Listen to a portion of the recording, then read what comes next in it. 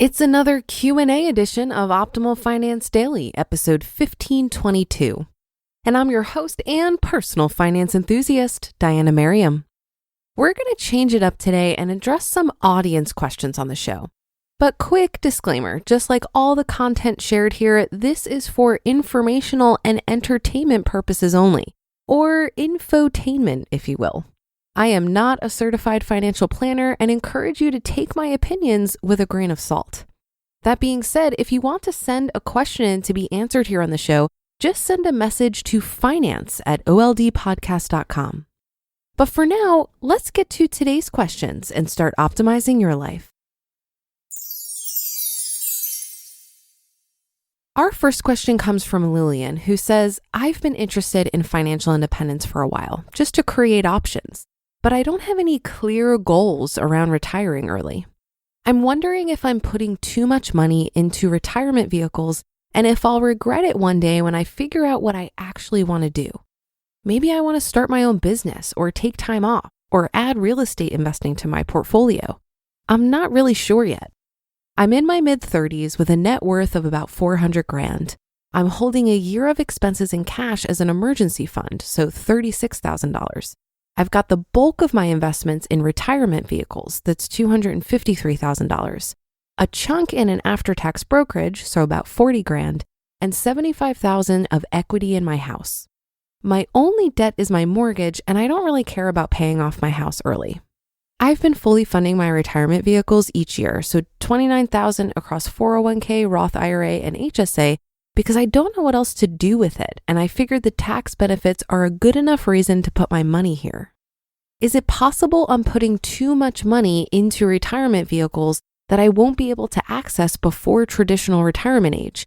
I'm worried I'll get the clarity I'm looking for on other ways I could be using my money now, but then have to spend more time working and saving since I made most of my money inaccessible. Thanks so much to Lillian for this great question, and I just want to start off by saying, girl, you are killing it. I posted your question in our Facebook group called For the Fi Curious, and the members there were celebrating you, just in case you missed that.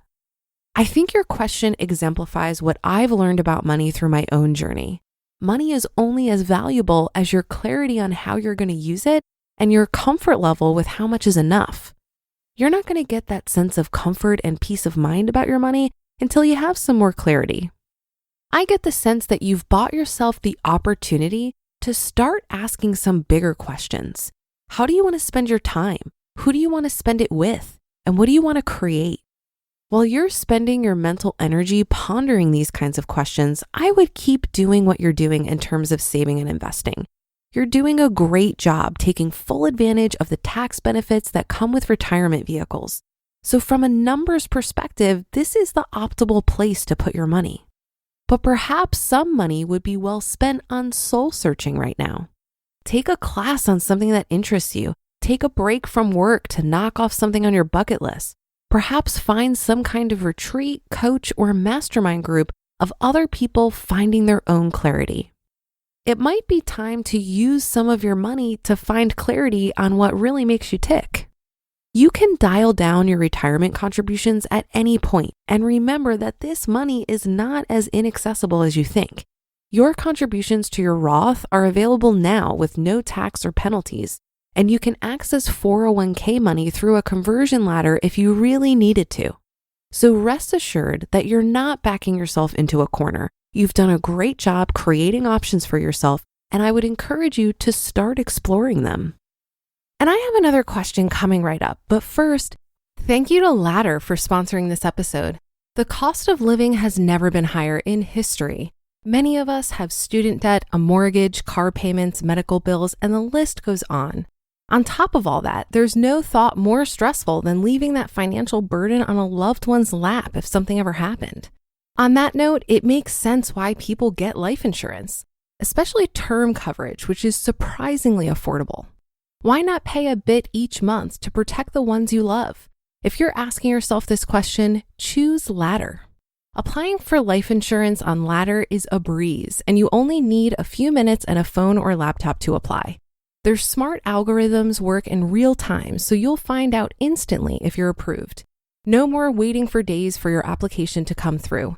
Ladder makes it so easy for you to get covered with no hidden fees, and you're free to cancel at any time.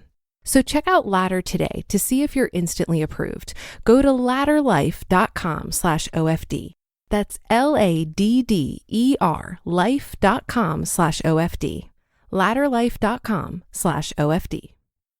Our next question comes from Grace, who says, I'm currently a university student at an international school in London with 1 year left.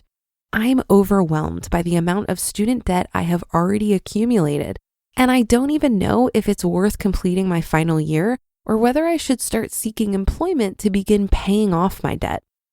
I calculated my current debt and I have $104,843 already. I also looked into a repayment scheme for this amount, and the quickest way to pay this off is $560 a month, which will cost $168,247 in the end, and I won't pay it all off until March 2046.